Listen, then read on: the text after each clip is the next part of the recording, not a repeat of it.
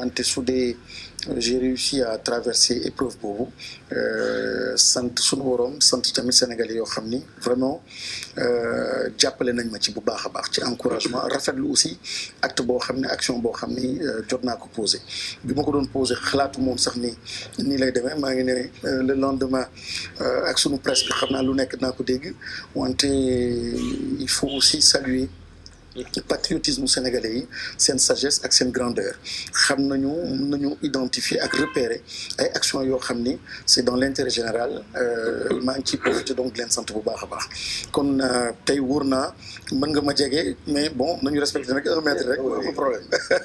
Moustapha loolu day di wax ji day gàtt sax ndax daf ma cee taxaw noonu rek ñu jàll ndax boo amee koo xam ne dem na mais ngir na table bi xëy na eggul foofu boo amee ku dem jéggi ba dellu siwaat di nga bëgg a xam bu baax la lu mu dund c'est-à-dire feebar bi li ñu ci daan gis rek mooy lañ ñu daan won te du ci suñu réew yi la ñu daan gis ci télévision yi ci yeneeni réew la ci malade yi sonnee ñu leen feebar bi def lott bi faj bi gisul nañu sax système sanitaire bi personnel médical moo doon gën a sonn finalement est-ce que loolu réalité la bu ngeen dund wala neneen ngeen ko dundee fii ci biir réew peut-être que du ma am temps pour waxaat lépp wante am na ponk yoo xam ne ak partie wu processus bi xëy na am na yoo xam ne c'est important ici ma partagé ko benn mooy feebar bi nu muy ñëwee li ma doon sentir mooy grippe bi fièvre bi légère mais vraiment très légère hein subtile ngay tousser de temps en temps da ngay jàpp ni sax suñ la nee da nga am toux sèche da ngay ne no awma tout kon amul woon dara loo xam ne garawoon na mais am na benn faiblesse boo xam ne yaa ngi koy sentir alors moo ootee à 2 reprises 3 reprises 4 reprises centre d'appel boobu suñ ma nee lu la jot symptômes yi ma wax ñu ne ma yow doo cas suspect ma toogaat mais xam naa ne daal lii moom lu bees ci man ma oote waat quelques jours après ñu ne ma du cas suspect ba au moins 3-4 fois beneen bi ma ne lépp loo xam ni symptôme la mu ngi ci man pour ñu mën a considérer suma cas comme étant un cas sérieux ci la ñu ne bii cas suspect la donc il m'envoie une équipe ñu fekk ma suma kër def analyse bi wante li ci doy waar mooy premier résultat yi dafa négatif ma toog wax ko suma njaboot ni lépp négatif na ñu toogaat presque demi-journée ñu rappelé ma ne ma dañu juum dafa positif woon bon donc partie boobu am na solo parce que je sais pas ce qui s'est passé naka lañ ma mënee wax ce résultat négatif na quelques heures après ñu rappelé ma ne ma dafa positif mu nekk deuxième partie boo xam ni la gestion de mon transport là naka lañ ma gérer en fait yenn aspect culturel gérer quartier bi gérer peut-être li ñu mën a wax ak rumeur yi ak aussi prendre en compte famille bi ak xale yi et ça franchement dama leen di ndokkeel parce que ça s'est fait vraiment avec beaucoup de subtilité ñu ñëw laaj la fan la ñuy gaaree nga dox à pied su dee mën nga ko ñëw ba foofu dugg tranquillement ba dem donc c'est vraiment important mu souligner ko fii tamit di ko rafetlu parce que contextualiser nañ ko prendre nañu en compte yenn aspect culturel yoo xam ne am na ci solo arrivé à l'hôpital là on s'est cherché un peu là aussi il y a eu un engagement ak professionnalisme du côté du personnel vraiment extraordinaire ils étaient là pour les malades non fële Diamniadio ils étaient là pour le personnel maintenant lii doyoon waar mooy hôpital boo xam ne ñun ñoo ko inauguré donc yu bëri nekk fa woon et il y a d'ailleurs un patient bu nekkoon foofu qui a pris des initiatives maa ngi koy nuyu bu baax a baax Bousso qui a pris de belles initiatives mën a mobiliser def benn crowdfunding am ñoo xam ne jàppale nañ koy entreprise donc vraiment il y a un élan de solidarité pour ñu am ay drap am ay rideau wifi bi ñëw ñu am ay chaises ñu am yoo xam ne patient daf ko war a am et ça certainement on en parlera parce que quand on parle de santé et lépp luy traitement souvent dañuy fàtte beneen dimension approvisionnement ak service te moom c'est peut-être la partie ou une des composantes de la santé su amul dañuy juum donc médecin bi mën na traiter mën na liggéeyam wante am na yenn aspect yoo xam ne ci liggéeyu santé su dee nekku fa rek dina metti lool mooy hygiène moom mooy yenn produit moom mooy yenn yi ma wax sànq lekk bi à temps par exemple daan nañu toog war a ndékki à 8 heures ndékki bi dina ñëw par exemple à 11 heures xam nga koo xam ne am na diabète mën na ko indi problème ku war a añ à l'heure donc midi ou 13 heures des fois c'était jusqu'à 16 heures ou 17 heures il faut comprendre aussi tolérer mais le dire ici pour simplement ñu mën a jàng donc il y avait beaucoup de tâtonnements beaucoup d'improvisation et c'était du learning by doing on apprend en faisant je crois qu'aussi c'est dans la vie c'est dans aussi comme ça qu'il faut apprendre parfois mais dama koy souligner pour que nous revenions sur ces aspects-là parce que souvent quand on parle de santé dañuy occulter dimension yu mel noonu. El Hadj mel na ni kii c'est heureux Sénégal cas yi njëkk a am mu dal ñoo xam ne ànd nañoo dal parce que gis nga ci récit Moustapha Guirassy yi moment bi ñu koy wax négatif nga ba ñëwaat ne ko positif nga amoon na lu muy demee muy di wax yoo xamante ne nii finalement peut-être dana def débat sax ci système bi ci boppam ak liñ ciy def yëpp par ailleurs ci bu ci test yi toppee je pense que loolu ça peut être une chance quand même. Tout à fait tout à fait d'abord Ablaye maa ngi lay remercier bu baax a baax surtout que je le dis j'ai pas les mots avec beaucoup d'émotion que je retrouve Moustapha période boobu yónnee woon naa ko message wax mbir mi aussi ci réseaux sociaux yi parce que xam nga yenn yi ci dëgër fitlaw courage te ku la wax courage du mooy témérité maanaam foncer rek di def li la neex c'est pas ça le courage mooy générosité parce que générosité mooy nga tibb sa xol ak sa xel li nga xam ne c'est très intime wax ko te xam nga feebar nan la mel sociologiquement chez nous ou socioculturellement chez nous nit kii mën na feebar préféré sax wuyu ji boroomam bañ ko wax te moom li mu def je peux pas dire que ça me surprend parce que c'est quelqu'un que je connais on a cheminé ensemble c'est un ami c'est un frère et quand je dis c'est un ami c'est un frère lu am la c'est du wax du protocole parce que am li mu doon demee moom boroom xam-xam la am expérience sociale nekk aussi ci politique rëq-rëq yooyu bëggoon na am mu jël médias yi wax ci wala jël réseaux sociaux yi wax ci maanaam way mais man dañ ma ne affaire bi c'est négatif ensuite une demi-journée après ñu ne ma c'est positif xam nga polémique boobu amoon na fi keroog mënoon na wax aussi du moom rek parce que pour de moom am na moyen mun na am ndékki à l'heure qu'il veut mun na am internet heure bu buggee ainsi de suite mais munoon na parce que député la aussi xam nga député yi c'est des représentants du peuple munoon na jël médias yi des réseaux sociaux yi wax ci coow li ni kur et en ce moment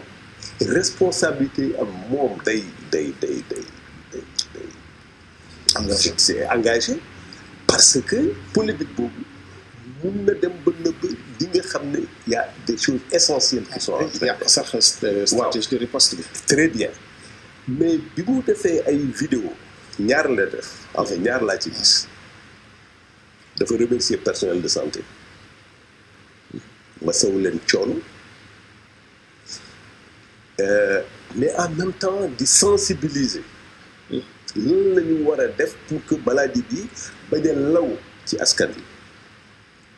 loolu lay tuddee courage maanaam générosité boo waxee courage rek en français générosité la moo tax bu ñu nekkee ci situation yu mel nii ñaar la laaj benn xam li ngay wax noo koy waxee foo koy waxee ak kañ nga koy wax c'est très très très très important parce que kaddu dafa bari doole dafa bëri doole trop surtout ci moment crise pour la bonne et simple raison comme ni ko benn xalaatkat di waxee une étincelle peut mettre le feu à toute la plaine wax ju tuuti mën na gën a dangereux mbas mi wax ju tuuti rek un seul mot et donc en nous réjouissant que Moustapha soit là aujourd'hui devant toi, devant moi, devant les téléspectateurs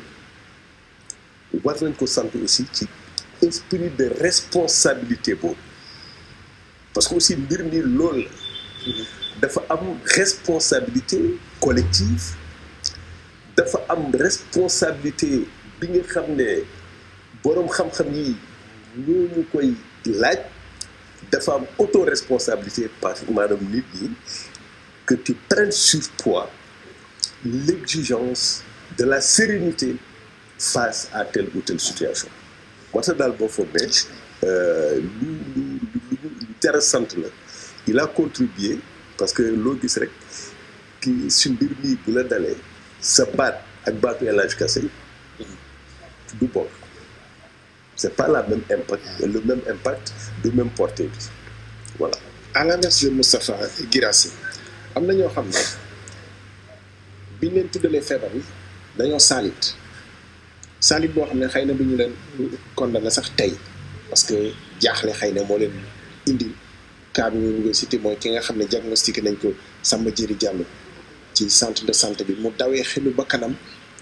ba ñibbi Pikine Guédiawaye ba gis nga ni ñu ko jëli jee tout le dispositif de santé ànd ak ay gendarme pour jëli ko mais kooku xëy na saalit bi li ko indil bu ñu koy gëstu ci wàllu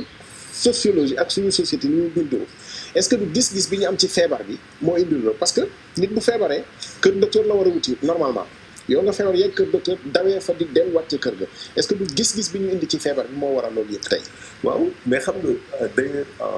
suñu langue yi yëpp nga jël wolof c'est très rare ñu ne la diw dafa feebar diw dafa tawat diw de yaram bi neexul. parce que ñun boo en pulaar aussi c'est la même chose bon xëy na moom dinañu wax suma belle langue bon c'est comment alors parce que suñu société dafa nekk société ni ko Senghor doon waxee kersa maanaam on est des cultures de la honte et de la pudeur surtout li nga xam ne da ngay jot ak moom te mënoo ci dara parce que révélateur la état de faiblesse boobu beneen bi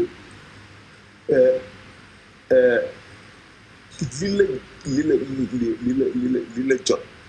xamoo ko c'est inconnu te loo xamul moo lay tiitloo c'est l'inconnu qui provoque la peur beneen bi dañu nekk ci société bi nga xam ne société nawle la wujje waxuma nawle sax parce que nawle c'est positif mais société wujje madame pourquoi man et pas lui wala pourquoi lui et pas moi moo tax stigmatisation dafa gaaw mais yooyu boo ko boolee warula jaaxal ne nit ki ñu ne la da nga feebar mu ne non non man je suis pas malade parce que ba léegi am na dinañ ci ñëwaat certainement déni de réalité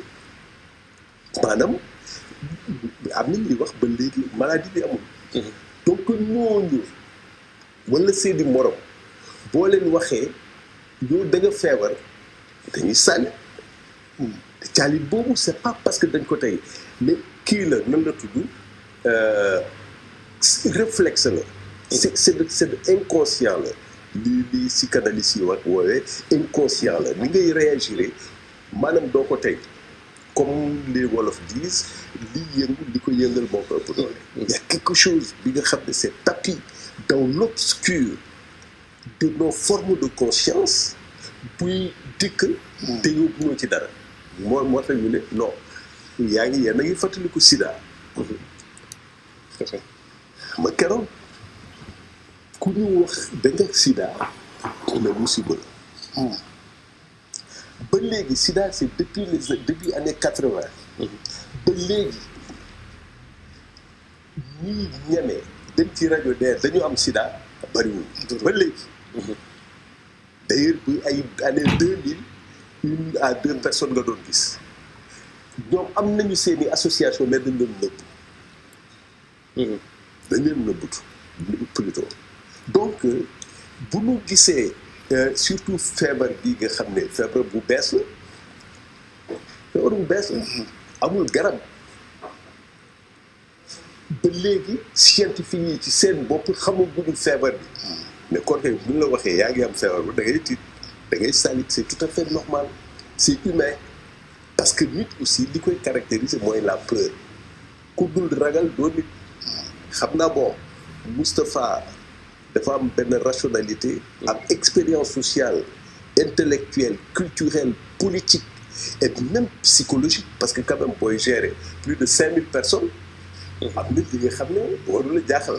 donc loolu aussi je suis sûr que dimbale na ko ba nga xam ne il a abordé la chose avec esprit de responsabilité ak sérénité n'est-ce pas ak courage. gis nga li muy wax ci kersa bi est-ce que à un moment donné ñu taxaw ci sa cas tout après ñu jàll c'est important aussi ñu am dégg-dégg bi ci li nga xam ne ni moom nga dund ci kersa bi ci nit ki li nga xam ne dund na ko le poids de la société ngay toog ne diw naka la koy xoolee wala diw ban dégg-dégg la ci am wala nga ne diw dina xalaat ni dama corona comme ni ñu koy waxee ak feebar bi li nga xam ne ni moom lañ koy indee ci ne mesure barrière gis nga dañ koy dakkante lay feebaru set par exemple est-ce que dem nga ba sa xel ne bu man su ma ko amee nit ñi xëy na dañ naan civilisé woo xam bon kenn sañul wax ni yow xam nga civilisé woo wala yooyu mais finalement foofu lañ lay dëkkal parce que loolu la ñuy tere pour am feebar bi te am nga ko ci anam yooyu est-ce que daw na sa xel dox na ci sa xel ba nga am ci problème. Oui bien sûr te da nga may jox occasion bu extraordinaire pour ma wax loo xam ni mooy jàngoro société bi ci li ma yaakaar mooy bët ak làmmiñ bët ak làmmiñ souvent dañuy ne cat ma ne gëm naa ko parce que jullit laa te nee nañ cat am na wante je me suis permis ma analyser tamit cat neneen donc su ma ngëm-ngëm sànq li professeur di wax le ministre Kassé mooy ne am na expérience boo xam ne ci sa dund da nga koy am ba tax na lépp lu ñëw rek xëy na nga jaarale ko ci boîte boobu mu génn mel neneen kon bët ak làmmiñ dafa am benn aaya qui m'inspire beaucoup wala yaxzunka xawluhum inna l-izzata lillahi jamii'an samii'un aliim wala yaxzunka xawluhum inna na'lamu ma yusiruuna wa ma yu'linuun. Dieu s'adressant à son prophète, il dit ne sois pas angoissé, que ce qu'ils disent ne t'afflige pas. Nous savons ce qu'ils disent tout haut, ce qu'ils disent tout bas. Ailleurs, ils disent ce qu'ils disent, que ça ne t'afflige pas, et la puissance toute entière est entre ma main. Autrement dit, li mu koy dalal c'est pas par rapport ak lakk nañ sa kër dalal sa doom dee na dégguñu benn passage par rapport à ça, mais c'est par rapport en fait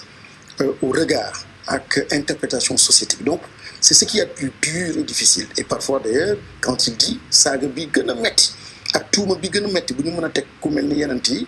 moom mooy on les a traités de menteurs. C'est vraiment le plus fort moom lay teg ni metti woon na moom lay wax. Kon wax ak bët dafa am solo fii ci contexte bi ñu nekk nii surtout ci lutte bi ak en dehors de cette lutte là ñu am yeneen rapport ak mbir bi petit à petit de l'intérieur comme il disait benn autoresponsabilité ak benn introspection nga mën a petit à petit donc di corriger lu bëri sinon mooy tax nga feebar war a wax doo wax mooy tax amoo moyen ñu ne da nga war a tudd nga dem jaay sa kër nekk ci situation yu doy waar mooy tax aussi société bi la yóbbu ci situation yoo xam ni regrettable donc wax nga dëgg xalaatoon naa ko tiitoon naa ragal naa comme il dit c'est humain c'est un sentiment humain mais aussi petit à petit di nga am ay réflexes yoo xam ni yi nga nar a jëlee di ko puiser ci sa système de valeurs et ça on reviendra dessus qui te permet justement de vivre adduna métti na métti boo xam ne soo yarul autrement soo amul système de valeurs soo amul fooy sukkandiku di nga réer surtout jamono yi kon nag il faut nga am wéeruwaay il faut nga am nooy gisee mbir moo tax tuddeetuma woon Covid bi feebar dama ko tuddee woon nattu épreuve à partir du moment ma changé tur bi rek leneen la lay exiger donc lay interpeller lay laaj donc épreuve la woon ma ko doon dund waroon ci am de bonnes notes par rapport ak suma ngëm-ngëm par rapport ak loo xam ni moom waroon noté kon ça nous permet de rentrer dans nos thèmes xam nga dama laa intitulé quand même de la peur à l'accoutumance mel na ne ki jamono yi nga xam ne feebar mu leen doon dugg njàqare la ci ñëpp amoon tiit parce que xamuñu lan la tey àdduna bi ñëpp Sénégal d'accord nañ ci ne lii dañuy dund ak moom xëy na dañ koy domte xam nga gaynde sax léeg-léeg nga jàpp ko ba continuer di nekk ak moom boo ko defee boo ko mettre en corrélation da nga naan mais lañ ci defoon dafa ëppoon wala tey da nga yaakaar ni jàng nañ ci ba xam ni ñuy dundee ak moom gaynde gi nga dajeeg moom finalement nga jàpp ko ba ngeen continuer di doxal seen yoon yaakaar nga ni li ñu tëral tey méngoo nag li nga xam ne ni moom la feebar bi woote dëggantaan c'est-à-dire que mu bañ a doon loo xam ne luy tiital nit ñi la luy yóbbu fitu nit ñi la continuer di ko moytu tout en continuer à vivre est-ce que lu neex a dégg la. man maa ngi koy wax ci benn plateau fan yële dama am benn déception bi ma am mooy la trop forte médicalisation de la lutte et bàyyi de côté aspect boo xam ne moo ma intéressé woon. moo taxoon mu neex ba léegi moo ma neex man ci confinement boo xam ne maa ngi koy vivre mooy le fait que on est obligé de nous retrouver nous-mêmes on est obligé de repenser notre monde de repenser suñu vie am na njëriñ bu rëy boo xam ne Covid bi am na ko mais loolu lay ooye man spiritualisation en fait lutte bi fii ci contexte Sénégal et dans beaucoup de pays surtout musulmans chrétiens et cetera où la foi est importante dafa am une signification boo xam ne dañ ko jox mbir bi may bëgg et puis je parle sous le contrôle du philosophe mooy différence bi entre signe bi ak signal bi su ma demee feu rouge signal bi moom mooy nekk foofu rouge la wala vert la li muy exiger de moi mooy du pragmatisme jàllal wala arrêtel aucune référence à des valeurs aucune référence à des symboles aucune référence etc par contre signe bi dafa bifacial dafa d'abord am aspect wu signal bi mais dafa am aspect li muy tekki pour yow te loolu kenn mënu la ko jox yaa koy joxal sa bopp sànq nga wax ngeen ma suma attitude face donc à l'épreuve li ma ko jox mooy suma système de valeur moo tax ma am une réaction spécifique par rapport ak li ma doon dund kon dafa amoon benn opportunité pour toute l'humanité pour repenser le monde repenser suñu rapport au monde à l'environnement au climat suñu biir famille ak suñu bopp et c'était bien parti soo doon xool ci WhatsApp ak message yi c'était grave c'était profond c'était lourd de sens mais ce qui me déçoit mooy de plus en plus on commence à être déconnecté donc du sens ça commence à être très simple très banal gel masque etc j'attends plus que ça moo tax dans la sensibilisation et dans la définition ou la conceptualisation donc des politiques publiques des dirigeants ci famille ci éducation partout ku nekk war na mën a sensibiliser autrement mooy mu bañ a rek simplement ces gestes barrières mais mu nekk d'autres gestes qui sont plus profonds et qui relèvent de la pensée de la philosophie et de nos rapports en fait à tout cela kon côté boobu metti na ma lool te gis naa nu mu commencé di participer à la démobilisation parce que soo xoolee OMS Organisation mondiale de la santé dafa am juróom ponk yoo xam ni moom moo doon axe yoo xam ni moo doon porter la riposte contre le Covid benn bi c'est l'axe de la mobilisation mooy que le gouvernement mobilise tous ses secteurs que toutes les communautés soient mobilisées, que l'intelligence collective nous mën ko mobiliser aussi pour mën a xeex mbir bi faire face donc au Covid. Deuxième bi moom moo doon maîtrise mooy maîtriser en fait processus bi maanaam nga mën a diagnostiquer feebar bi ci nit nga mën a am aussi les possibilités isoler ko. Je pense que à ce niveau-là Sénégal am na jéego yoo xam ne dox na ko ñetteel bi moom mooy ponk bu am solo moom mooy li ñuy wax élimination processus contamination nga dog ko. beneen bi moom mooy réduire taux de mortalité bi par médicaments yi feebar kii bi et cetera efficacité donc santé sur le système santé. beneen bi moom mooy développer en fait vaccin su ma xoolee juróomi ponk yooyu ponk bu njëkk bi mobilisation bi Sénégal damay ne 10 sur 10 ci première phase. su may xool maîtrise damay ne vraiment dox nañ ci ay jéego yu doy waar c'était très intelligent très méthodique et on avait maîtrisé le processus. Troisième bi moom mooy élimination foofu des na je mets benn note négative. Réduction aussi taux de mortalité bi macha allah par rapport donc à ce qui peut se passer donc dans le monde beneen bi je dis kooku yëfu ñeneen ñi la wante lii doy waar donc sur 5 on avait presque 3 lii doy waar nag temps yi moom mooy mobilisation boobu ñu amoon moom moo commencé di indi benn démobilisation bu doy waar te qui risque d'impacter les autres axes. Aujourd'hui il y a une démobilisation rarement on a vu État Sénégal ci histoire au Sénégal État retrouver autant de légitimité écoute sens signification nekk un véritable lieu de production de sens ñëpp di la déglu les religieux di la déglu société civile di la déglu ñëpp di la déglu je dis c'est rarement ci man de j'ai 50 et quelques mais néew na ni ma accroché wu nii donc aux orientations de l'État aux instructions de l'État aux directives de l'État donc lu am solo nga gis tamit moom ba am beneen lieu de production de sens mu doon les religieux yi comme je disais tout à l'heure ils ont produit du sens jox ko le sens du châtiment le sens donc du signe et cetera et puis ku nekk war a tout ku nekk di mobiliser mu am ñeneen donc le monde de la science aussi nous avons eu des héros des leaders les scientifiques n'ont jamais été autant écoutés aussi bien écoutés donc ils ont participé mais ce qui est en train de se passer suñu xool du côté de l'État il y a des signaux qui sont envoyés vrais ou faux mais qui démobilisent les citoyens s'interrogent posent des questions il y a une banalisation des fois affaire xaalis la des fois affaire per diem des fois affaire ceeb et cetera et ça démobilise ça distrait nga xool du côté des religieux il y a un problème ils ont rompu avec ce discours-là du sens ñeneen ñi donc les médecins je dis vraiment c'est une guerre de leadership extraordinaire déggatuñu le scientifique qui parle mais on voit plutôt ay arrière ay guerre ay xeex seen diggante et ça commence un peu à irriter donc les citoyens donc ponk boobu axe boobu de la mobilisation mu nekk un pilier fondamental de l'OMS dañ ko commencé donc di perdre et dafa nar a impacter malheureusement les autres axes donc voilà un peu analyse ma ci def ak déception boo xam ne am naa ko par rapport au sens boo xam ne je voulais vraiment qu'on continue de maintenir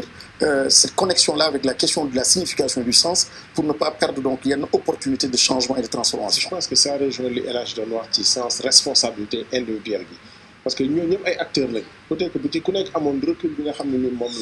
la bàkkee sànq ci bi la yëf yi duggee nga am na ceeg dal xëy na duñ ci yegg mais El Hadj foo bëggoon mooy feebar dafa mel ni dañoo wax ni dafa attaqué ñun li ñu doon mooy fu ñu dajee dañuy nuyoo joxante loxo ñu ne bu leen joxanteeti loxo fii kenn du fa xewle ne soxlawul ngeen di ñëw jaale sax di ko def par SMS boo ko defee en temps normal maanaam boo ko defee dans boo ma tuddi kat doog ak nit ki àddina ak àllaaxira c'est-à-dire mu mel ni ki li ñu doon dund ñun li ñu nekkoon moom la feebar bi ñëw attaqué maintenant ci message bi nga xam ne moom lañ doon jox nit ñi pour ñu dox ci est-ce que approche bi mën woon a beneen approche pour que nit ñi mën ko assimiler que mu bañ a doon rek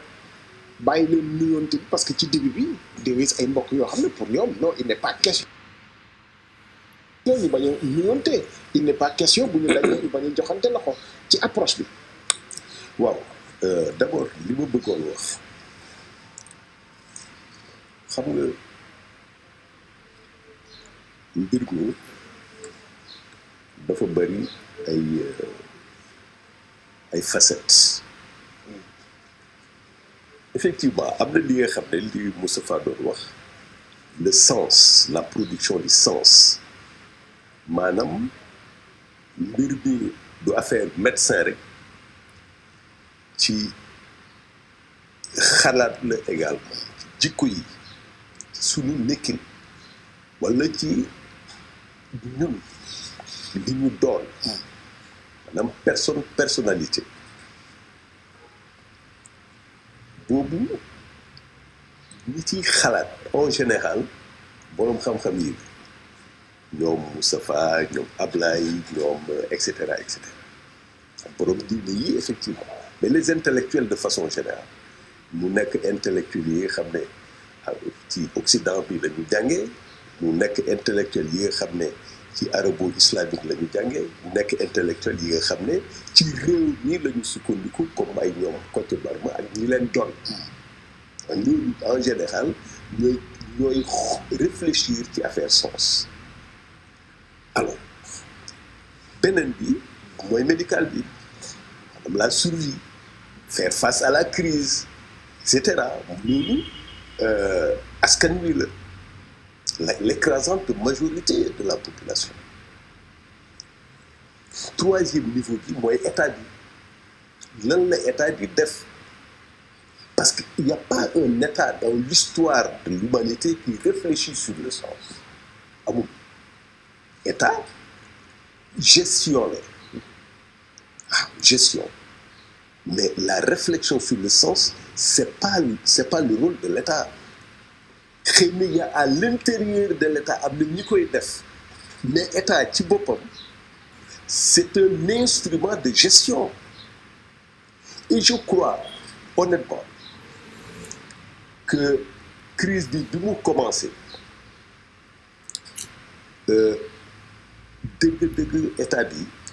xëy na problème interprétation mën na ci am parce que man damay lire journaux yi ay contribution gaa ñu ne way amoon na ay mesures état bi nee na léegi mesures yooyu amatul te c'est pas ça la réalité amoon na ay mesures état dafa wàññi pression mesures yooyu si je comprends bien assouplissement la ñu wax parce que les gens ils disent l'état a abandonné les mesures xam nga interprétation boobu gis nañ chaque gis mus nañ ko dinañ ko lire ci journaux yi dégg ko nit ñi di wax ay contributions et cetera pas plus que tey ci suba lire naa benn contribution waa ji ne bon président nee na ku nekk daal voilà sa bopp defal li la neex xam nga loolu amul waaw loolu amul loolu aussi ci crise dañ ko war a éviter c'est-à-dire ngay interpréter yenn wax yi wala yenn gestes yi ak yow li nga gëm say convictions religieuses wala politique wala idéologique et cetera loolu aussi ça ne participe pas de l'efficacité de la lutte du combat collectif parce que c'est pas le combat de l'État du Sénégal c'est pas le combat de Moustapha Guirassy de El Hadj Kassou Abdoulaye Cissé c'est le combat de toute la nation sénégalaise contre un ennemi invisible ñu dem nag ci stratégie boobu ba ñu ne état dina continuer def li mu doon def parce que état ñetti règlement benn bi de mesures d'ordre dissuasif wala répressif maanaam tere wala dóor loolu aussi rôle état la état day jël à mesure ne bu ko kenn def ça ne nit it duñ ko def mais buñ ko defee aussi état bu na dóor parce qu'il a le monopole de la violence donc rôle dissuasif wala répressif beneen bi rôle d'éducation maanaam gindi nit ñi di leen yee sensibiliser pour ñu gën a xam lan la ñu war a def pour mbas mi bañ a mën a law troisième bi mooy obligation de moyens te je crois que quand même qu'on le veuille ou non l'État du Sénégal a développé un arsenal inouï de moyens humains, logistiques, financiers, etc. pour faire face à cette crise. Alors, maintenant, nous avons responsabilité individuelle collective et communautaire parce que loolu moom c'est pourquoi en partie li Moustapha doon wax léegi mbas mi du affaire médicament rek mooy lu mu tuddee médicalisation du loolu rek loolu d'ailleurs c'est en aval parce que li am en amont maanaam di jiitu moo gën a am solo ci yooyu yëpp mooy approche communautaire bi sensibilisation bi éducation bi information bi te loolu nag état am na ci wàll mais chacun d'entre nous am na ci wàll comme par exemple moom li muy def dans son quartier zéro cas mi ngi def benn campagne 0 cas xam nga yow xaaruloo ba état bi ñëw di la ko wax loolu également kii di responsable politique nga xam ne dafa am ay militants ay sympathisants war na ko def ci militants yi ak ci sympathisants yi pratiquement tous les partis politiques am nañu seeni groupe WhatsApp am nañu aussi ay relais d'information dañ ci war a liggéey syndicats yi exactement la même chose mbootaay yi exactement la même chose entreprise exactement la même chose boo demee ci village yi association des jeunes mbootaayu jigéen ñi imam bi la mosquée comme lieu de transmission du message yooyu yëpp dañ ci war a bokk c'est ça l'approche communautaire loolu mooy tax feebar bi walla mbas mi non seulement dinañu mën a casser la chaîne de transmission n'est-ce pas mais dinañ ci mën a jàng également parce que yooyu yëpp aussi partage d'expérience la ci mbir bi nga xam ne mbir bu bees la partage d'expérience mooy man dès lors que kii wax na ma mbir mi nan lañ koy amee sànq c'est des gouttelettes yu wax wala kii ñendu wala kii tisooli gouttelettes yi ñooy transmettre ki nga xam ne daf la jege trop yaa ngi wax ak moom wala yaa ngi tisooli fekk mi ngi taxaw juste à côté et cetera et cetera. gis nga foofu li ma ci mooy est-ce que affaire bi gis nga loolu moo nekkoon paradigme début bi daanaka li ñu doon dégg ak li ñuy wax mooy feebar moom ku ko am xaala jege sax warul gis nga ko ay contact dañ leen doon jël di leen ber di leen yóbbu ñoom tamit pour seet leen doomu njàng mu def tey fiñ ci toll mooy dinañ tàmbali sax hospitalisation à domicile mën nga am feebar bi sax continuer nekk sa kër tey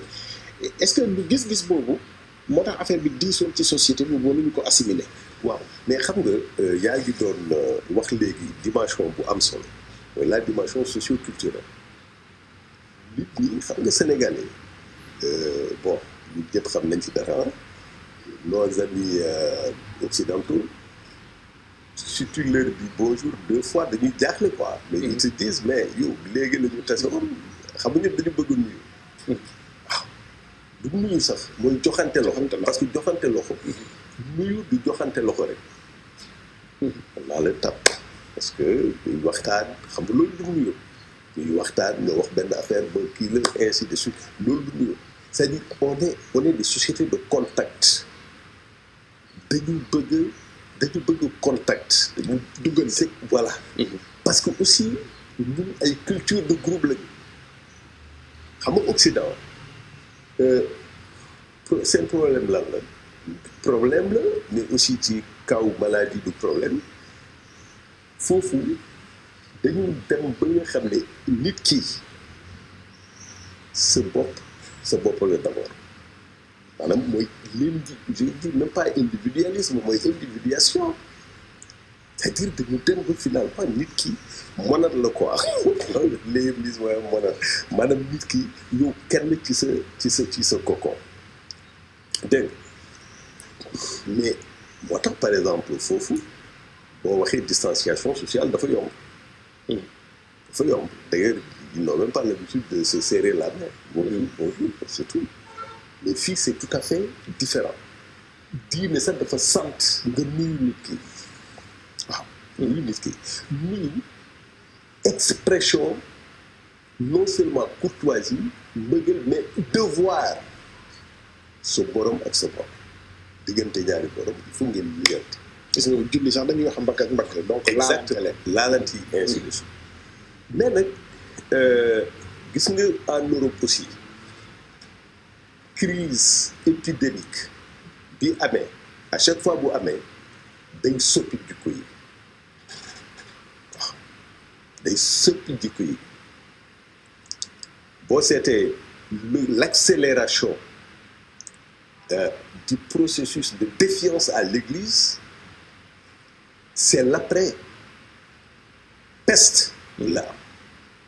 parce que gars ñi dañu ne mais ndekete bon waaw xale yi di xale bu gaañu deful dara lu tax muy gaañu boo seetee par exemple la peste église bi seen yàlla ji c'est injuste. mais très bien en gros. voilà bon philosophie ak ñooy wax. loolu laa jëlawul la wax alors donc day à chaque fois day indi ay changement ci nit ñi bi ñuy xalaatee ak nit ñuy doxalee mais nag comme mbas mi loolu la exiger il faut que Sénégalais yi xam ne c'est le seul moyen pour le moment mooy lii ce que tu appelles le curriculum de l'OMS je crois mooy bañ a jegeyante mooy booy tisooli nga def ko sa kudd mooy sol masque n'est-ce pas mooy raxas loxo yi mu set mais li ci gën a am solo xëy na loolu kenn du ko def protocole mooy autoresponsabilité nga xam ne yow tu es responsable de toute la communauté moo tax dañuy ñuy wax ko cas communautaire ñun ñu koy liiree cas communautaire mooy loolu responsabilité au nom de toute la communauté donc kenn warul sàggan ba bàyyi mbas mi di law à cause de toi voilà ci sa comportement ci li ngay wax ak ni ngay doxee wala ni ngay di comment ça s'appelle par ton comportement voilà alors maintenant lii mënul bañ a am impact ci suñu personnalité mënul am pour bañ a am impact parce que xëy na bu passé dinañu jëlaat bu ngente yi dëj yi xew yi ainsi de suite mais loolu suñu rôle la ñun ñu gën ci xalaat mooy ki li Moustapha doon woowee le sens. mais li ñuy dund tey par rapport ak événements sociaux yooyu ngente yeeg yeneen ak yeneen sensible nga ne la tey ni ñu koy dundee wala war nañoo delluwaat ci la ñu nekkoon. ah man nag loolu dama ci am philosophie. Philosophie bi mooy la vie ay actes symboliques ay rituels la bu ko dara tërëwul war nañ ko def parce que c'est des moments de socialisation la société se retrouve face à elle-même day gën a dëgëral diggante nit ñi man par exemple am na modèle occidental bi nga xam ne seen dundin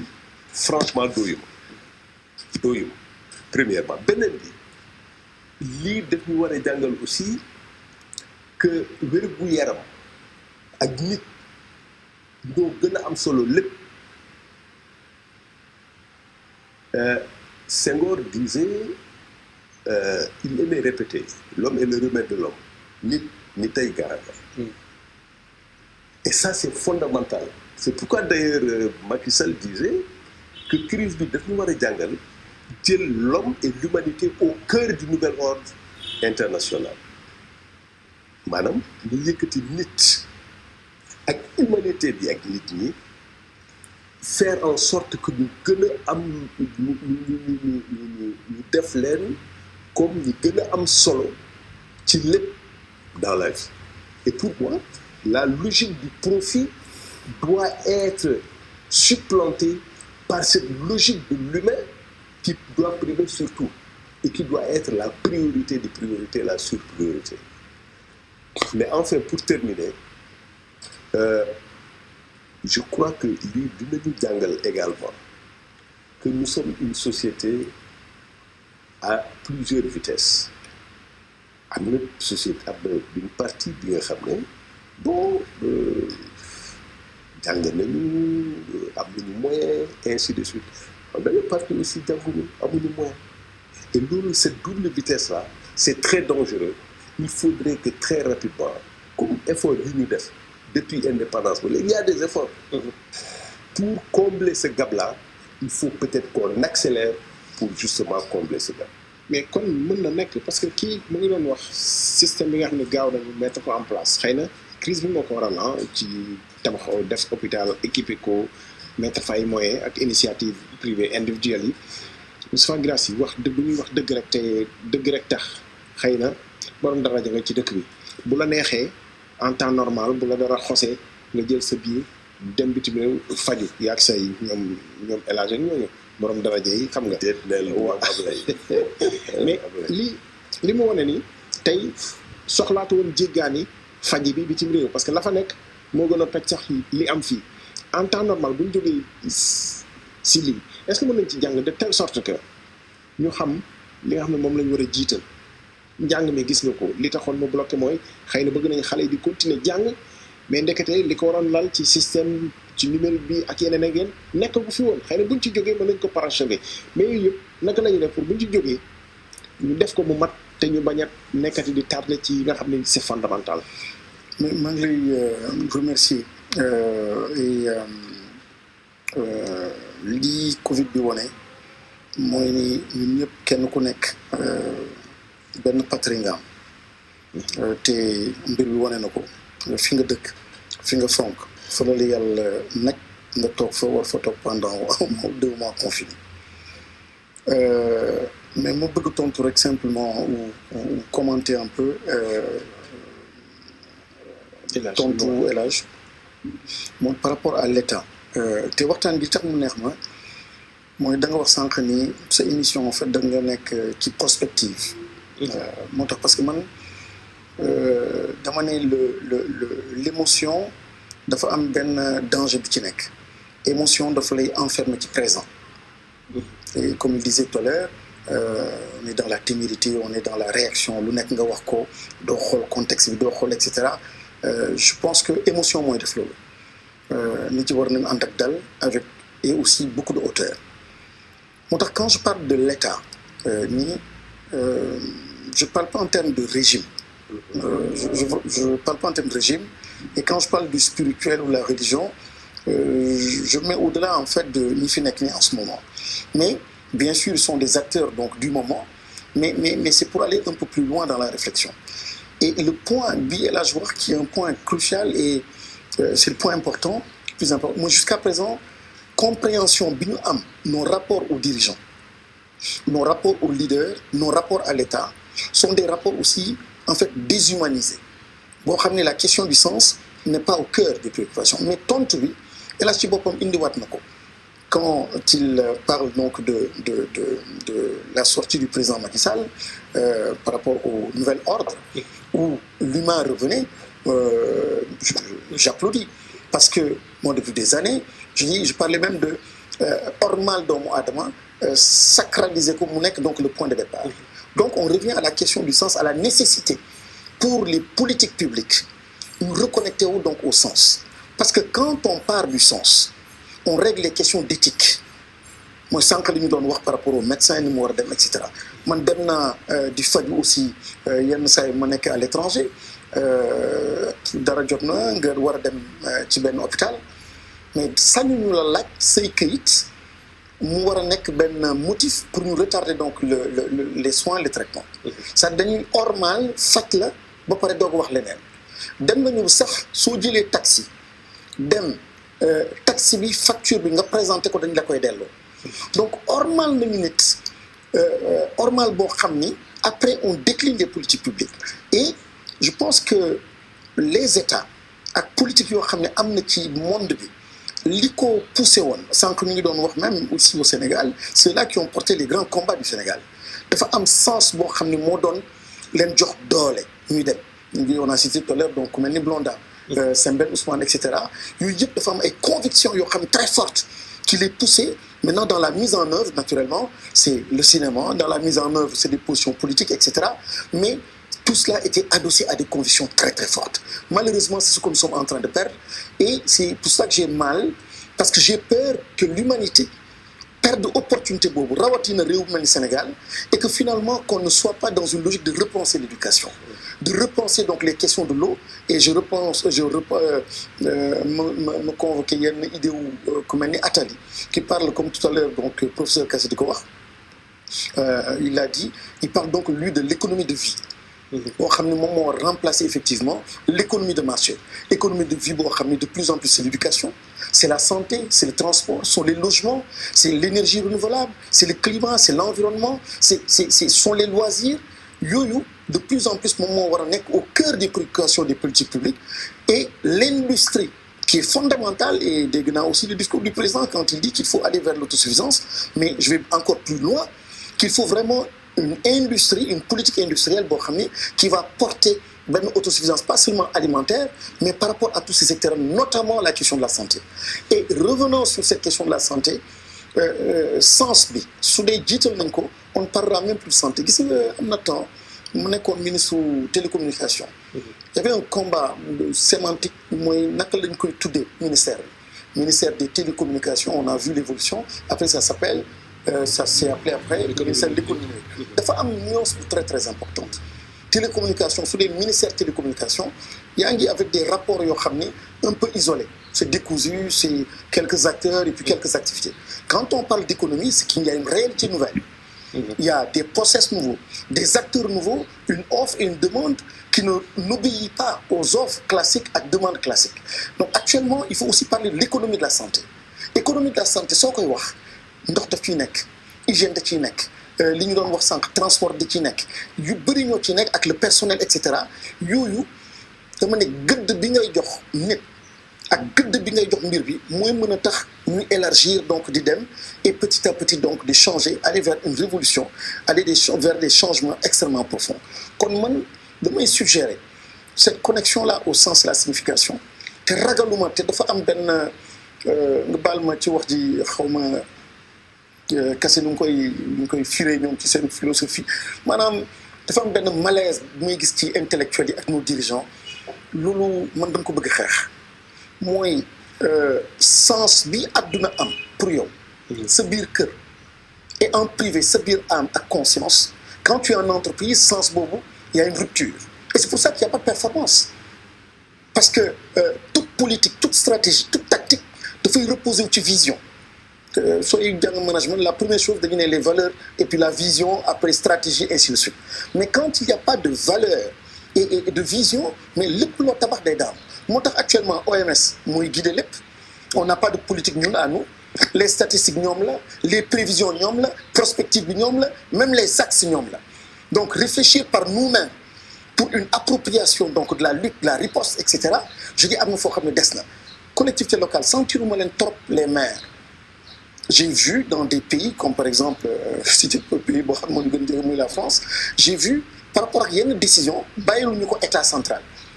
Mais les cinq bop, dafa am cër boo xam ne dañ ko xamal seen bopp, jox ko seen bopp, parce que c'est une prérogative.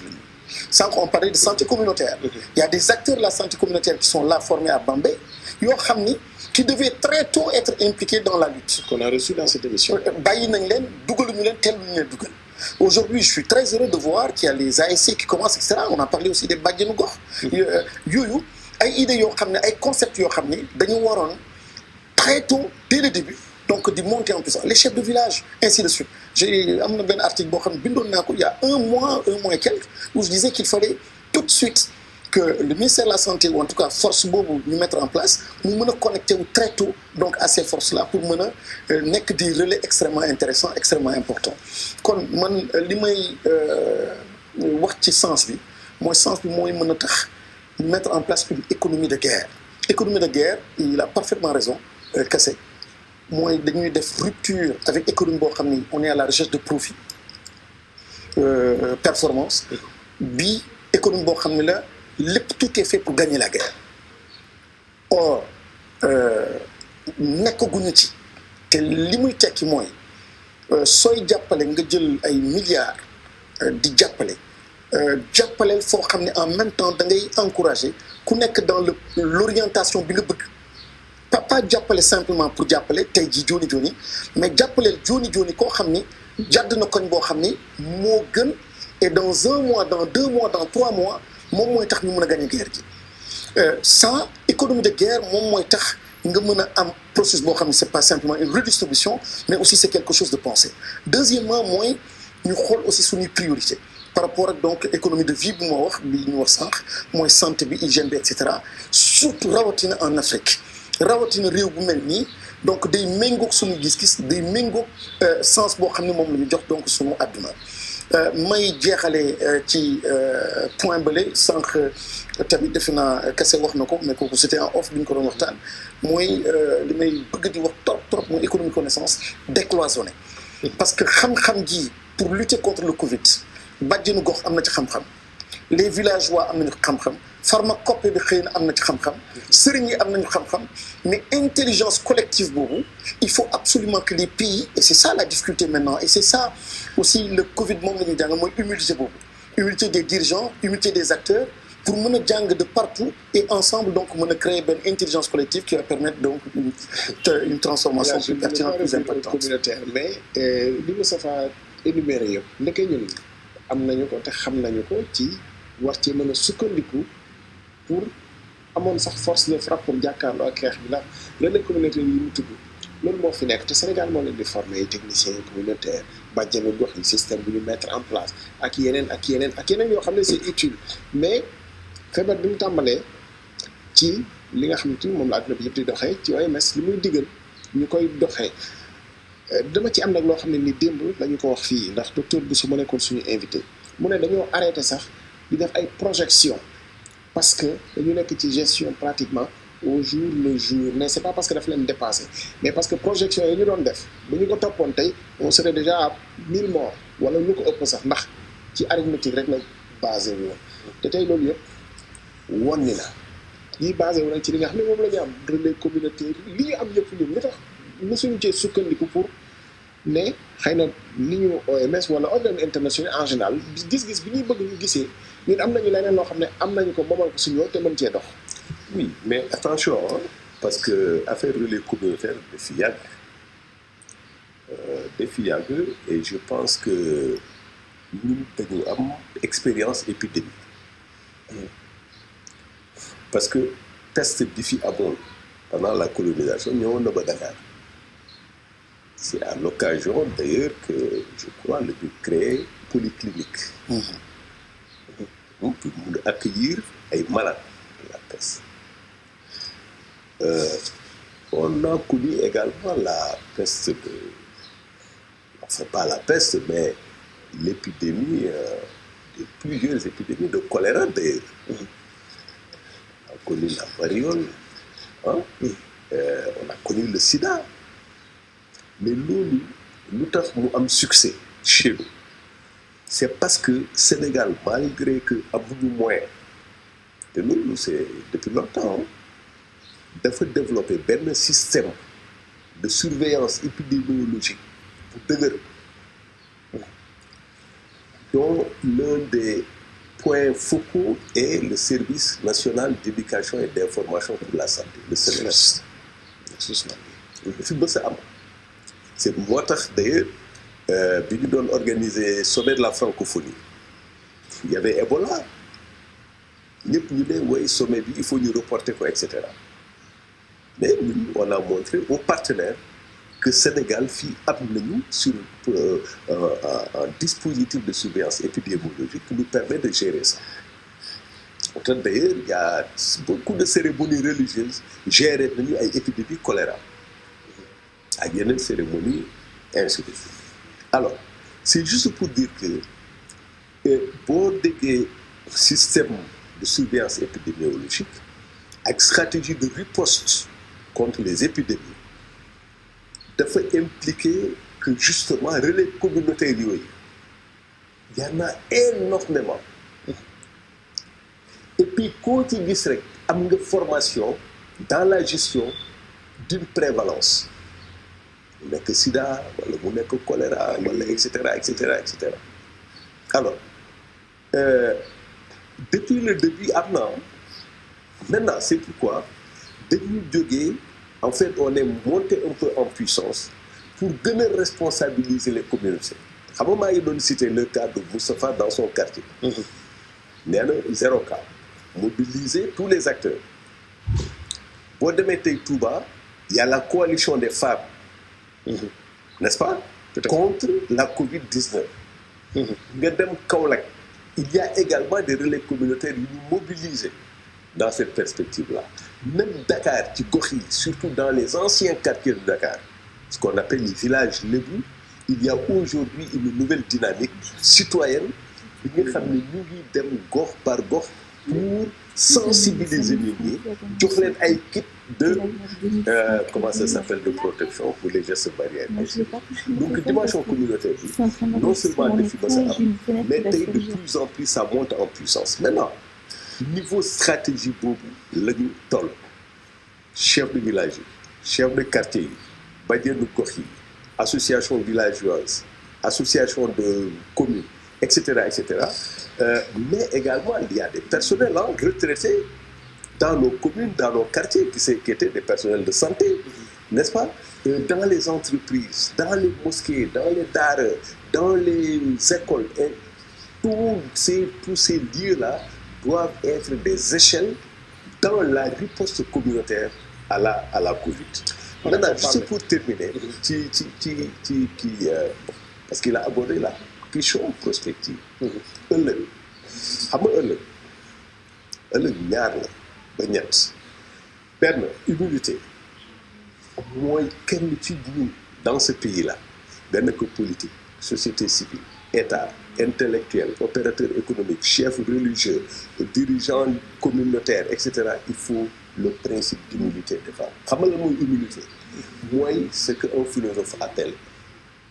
le fait de savoir que xaw ma gis nga bu ma xamee ne man xaw ma rek dinaa mën a xam les Pulaar disent ada andi a anda ma andu maanaam si tu sais que tu ne sais pas tu sauras alors donc humilité boobu dafa am solo parce que ça nous permet de dire ça nous permet de se parler ça nous permet de nous parler plutôt ça nous permet diisoo ñuy waxtaan n'est-ce pas et qu'on se dise que solution bi du Moustapha rek El Hadj Kassé wala Cissé donc boobu benn la beneen bi définition ordre de priorité bi aussi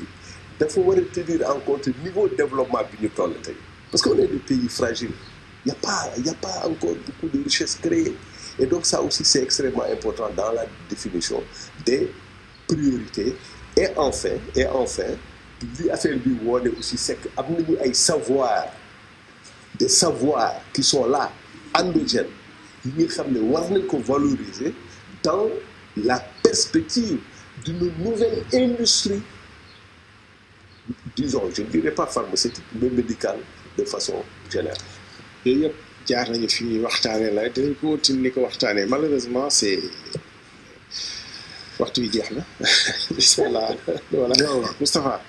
ñu lay gërëm bu baax. jërëjëf et puis je ne sais pas qu'est-ce qu'on peut te souhaiter mais c'est ce qu'on se souhaite aussi ñu continuer ñu ñëpp am wér.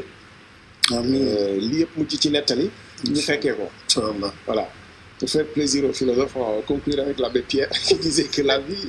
est plus belle que la prudence mais il faut être prudent pour continuer à vivre comme celui donc nañ continuer bàyyi xel prudent. Je ne pouvais pas ne pas le dire. Merci El Hadj merci Moustapha Guirassy. merci beaucoup. nag dinañ fi ñëwaat dimanche nag dañuy noppalu parce que dimanche Korité la incha allah on verra. yaa ngi décrété dimanche loolu